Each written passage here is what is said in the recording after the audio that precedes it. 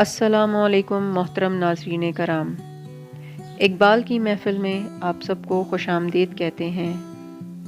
آج جو نظم ہم لے کر حاضر ہوئے ہیں اس کا عنوان ہے آزادی شمشیر کے اعلان پر، تو پیش خدمت ہے۔ سوچا بھی ہے اے مرد مسلماں کبھی تو نے، کیا چیز ہے فولاد کی شمشیر جگردار۔ اس بیت کا یہ مصر اول ہے کہ جس میں پوشیدہ چلے آتے ہیں توحید کے اسرار۔